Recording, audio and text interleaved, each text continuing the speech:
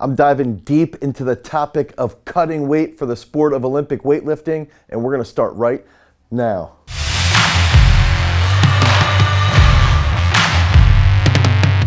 What's up everybody, it's Dane Miller from GarageStrength.com, and if this is your first time to the channel and you're interested in becoming a better Olympic weightlifter, you wanna be more explosive, you wanna be more athletic, you wanna get stronger, make sure that you like, you subscribe, and you ring that notification bell so we can help you become a champion. So we've all heard the horror stories around cutting weight in the sport of Olympic weightlifting, especially for men. Men love to wait to the last minute. We walk around and we'll sit there and say, well, I can cut 2 kilos a day and have no problems. And we love to act as though we're tougher than everybody else. We can sit in a sauna and sweat like crazy, and it's not gonna affect my performance at all. I'm tough. I'm a real tough guy. And like, that's something that we see all the time, especially in the sport of Olympic weightlifting. But what else do we see? We see guys pulling off the floor in the snatch and just falling forward, not being able to hold tension through their heels. We see guys catching snatches and they're super wobbly because they have less mass to control that big heavy catch overhead. We also see men catching the cleans and just getting smashed by a clean and barely being able to stand it up. And what ends up happening is they'll stand up a clean, like, my legs feel weak, my legs feel weak. And then what they really like to do, what Olympic weightlifters who've cut a lot really love to do after they've stood up a real heavy clean, is then they come into the back and they like to blame their coach. We didn't squat enough. We didn't do enough squatting. I told you we didn't do enough squatting. Meanwhile, they've cut 5 kilos over the last week and they don't realize that their leg strength takes a hit because of how dumb they were in regards to their weight cut. And so there's a couple other factors that go into this. We've got to know that weight cutting is going to have a negative impact on our absolute strength levels if we do it over a very short period of time. And then finally, what else do we see? We see guys standing up a heavy clean and they're standing at the top, and what happens? We start getting a little shaky and the blackout happens. We're dehydrated, we've cut all this weight, then we stand up with 170 kilos and we get lightheaded. We start to see stars because we cut weight like idiots. So then we black out, our heads hit the floor, our legs are up in the air, we're twitching all over the place, and we can't finish the competition. And ultimately, most of the time, we won't see a huge drop-off in the snatch performance. Where we see a huge drop-off is typically gonna be in the clean and jerk. And that's why it's very, very important to start your weight cut a little bit earlier. And that's where we're gonna go over the 4 keys behind cutting weight in Olympic weightlifting. Coming into that number 4 spot, we've gotta make sure that coaches and athletes plan ahead together. So we've got to come together with a plan. We've got to recognize anywhere from 3 to 5 kilos is an okay cut for a male. It's tolerable, but it's got to be done effectively. We've got to cut our macros effectively, and we've got to know at a certain point, we've got to get our squat level or our absolute strength levels to a certain point so that we know when we start to cut, we will no longer be pushing our absolute strength. We're gonna be trying to maintain that absolute strength and back off a little bit with our calories. And that's when we're gonna have to start to focus in on our technical precision and ultimately on our competitive movements. And so we need to plan ahead at least 8 to 10 weeks in advance and start that cut 8 to 10 weeks out. If you start the cut 8 to 10 weeks ahead of time, now your body has time to adapt to that weight change. And even if you are cutting 5 kilos over 10 weeks, that becomes much more tolerable. And you might weigh in and feel like an absolute animal after making that weight cut. So it's important that you plan ahead from that macro perspective.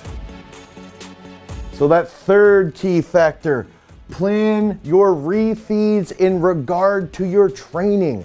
And this is a huge point of frustration with me because I'll have my own Olympic weightlifters on site who don't even want to listen to me. They want to do their own nutritional thing.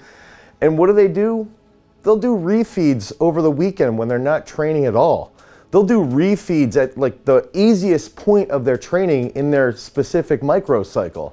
And we've got to take a step back and be like, why? Why are you doing this? So first, we've got to understand, what is a refeed? Let's think about it. If we're cutting 400 calories on a day-to-day basis, and we do that for 4 to 5 straight days, let's take that next 36 hours after a 5-day calorie cut.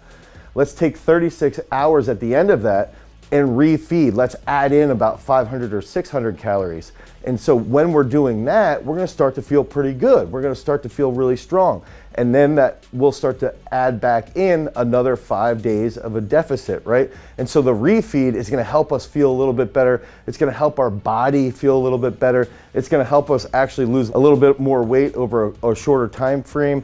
And so what I like to do is plan the refeeds around the heaviest training days. If we've got 36 hours, we can hit 2 heavy training days based around those refeeds. And so what that enables us to do is to feel strong getting into that heavy session, and then maybe that second day we even hit another heavy session depending upon what our goals are and what our weaknesses are. And then we might spend the next 3 to 5 days doing very, very technical work, a little bit lower intensity, and we're just going in, we're moving, and we're trying to be more precise with our movement. And then as we enter into that refeed, that's when we can start to boost up our intensity again. So it's important to plan your refeeds with your training. That second key factor, cut your carbs only as a last ditch effort. It's not 1998 anymore. We know that carbs are very, very effective for strength gains. We know that the Atkins diet, the keto diet, where we cut a ton of carbs, we know that we can see an immediate weight loss right away. But what does that do for us from a big picture perspective? When a lot of lifters cut their carbs, they feel flaccid, they feel small, they've got no strength, they're drained, they're fatigued, they don't recover well. So it's important. Again, remember, it's not 1997 where the Atkins diet is the next big thing.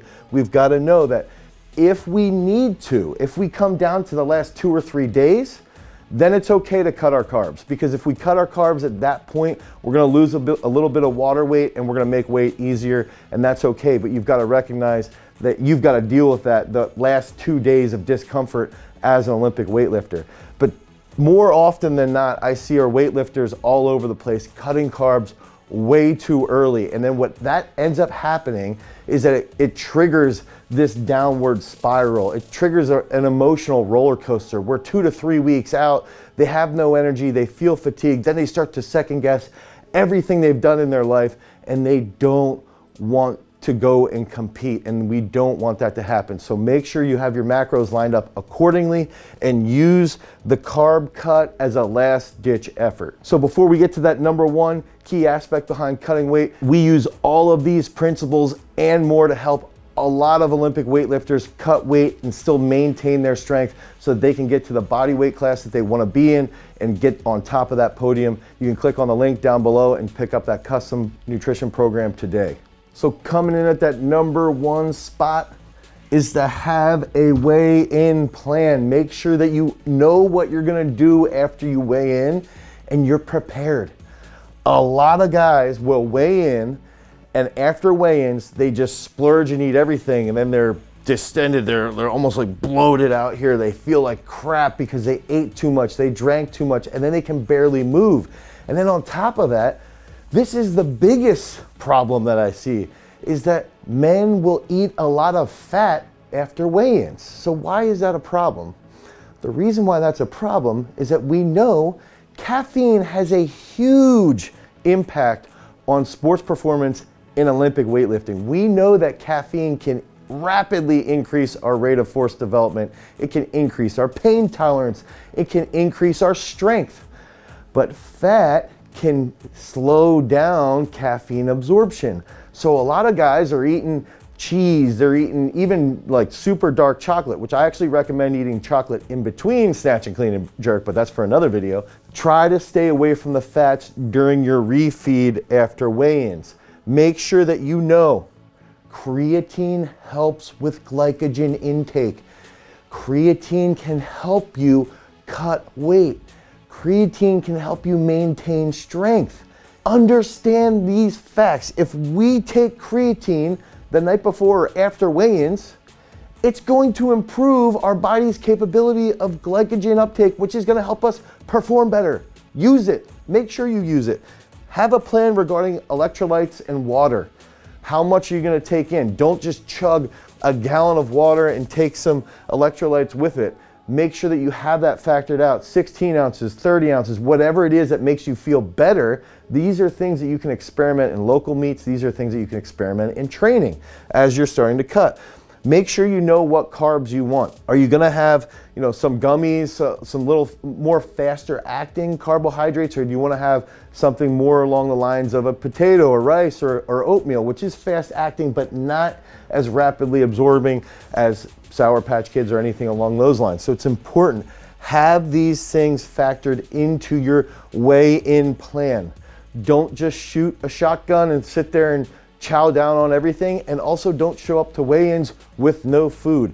This meal can have an incredible impact on your performance after that weight cut. So make sure that we plan ahead from that big macro perspective.